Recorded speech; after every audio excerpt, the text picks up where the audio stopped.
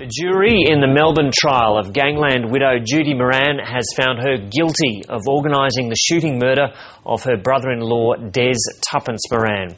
Reporter Sarah Farnsworth is at the court and joins me now. Sarah, just take us through what's happened in court this morning. Well, this morning we got word that a verdict would be delivered at 10:30. So just over half an hour ago, Judy Moran learnt of her fate.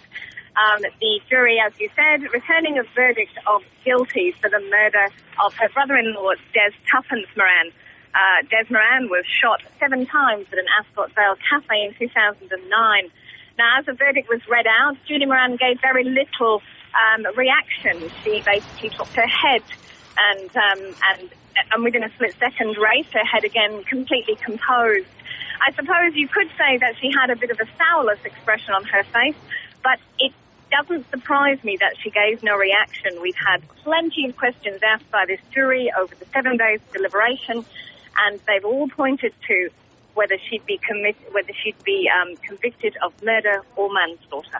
Just take us through the prosecution case and the strength of the prosecution case. Well, the prosecution basically told the jury that they believed Judy Moran was the getaway driver in this shooting murder.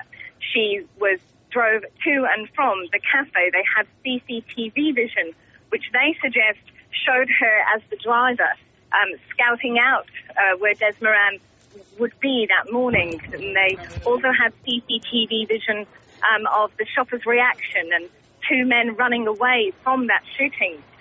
They found the getaway car in her garage, and a gun and a disguise, a wig and a cap that was worn by the gunman, Jeffrey Armour, secreted in a safe behind a bookcase in her house.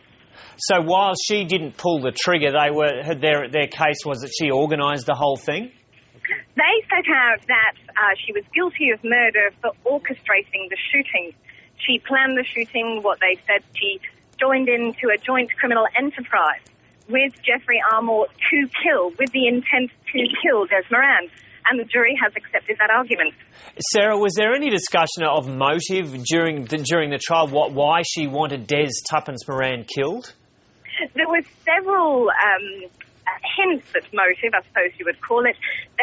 The Crown argued she believed Des Moran was swindling her out of millions of dollars that she had right to. This is obviously money that had belonged to her estranged husband, Lewis Moran. And Des Moran was Lewis's brother.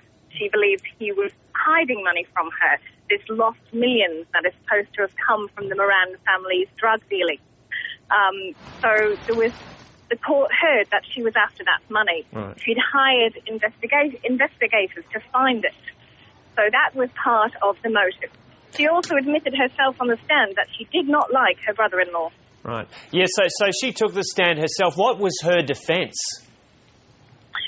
Judy Moran gave a graveside alibi. She's always said that she, on the morning of the shooting, was tending the grave of her dead son, Mark Moran, at the Faulkner Cemetery.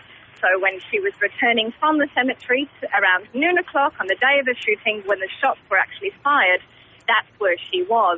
Obviously, that was a stark contrast to her driving a getaway car to and from the murder scene. Now, one of the pivotal parts of the case was that a call was made from her mobile on that day, and an expert told the jury there was no way that call was placed in the vicinity of the Faulkner Cemetery. It was very clear that the jury did not accept her graveside alibi. And Sarah, just take us through the members of her family now who have died or gone to jail, her immediate family. Are they're all dead or in jail now? Well, if you pardon the pun, it would seem that Judy Moran is literally the last Moran standing. Her former husband, her former partner, de facto, Lewis Moran, was shot dead during the gangland wars, as were her sons, Mark Moran and Jason Moran. Her former husband, Les Cole, was also killed as part of an underworld killing in Sydney. Judy Moran has been, the whole time through this trial, on her own. And you say basically no real response when the verdict was handed down? She simply dropped her gaze, and then within a split second she raised her gaze again. she did alter her glasses, and some might see that as her wiping the tear away, but I myself didn't see that. Now, what we can reveal now that the jury has delivered its verdict, is that everybody else in this case has pleaded guilty to their part in the shooting. Jeffrey Armour was the man that Judy Moran hired to kill her brother-in-law. Late last year, he pleaded guilty to murder. His partner, Suzanne Kane, who stayed with Judy Moran in her house at the time, has pleaded guilty to being an accessory after the fact. And as we all know, Michael Farrugia, who gave evidence against Judy Moran during this trial, pleaded guilty to manslaughter. Right, so when will Judy Moran be sentenced now? That is yet to be decided. The judge is the one that decides when a plea hearing will take place, and then he will sentence her. OK, Sarah Farnsworth at the court in Melbourne. Thanks for that.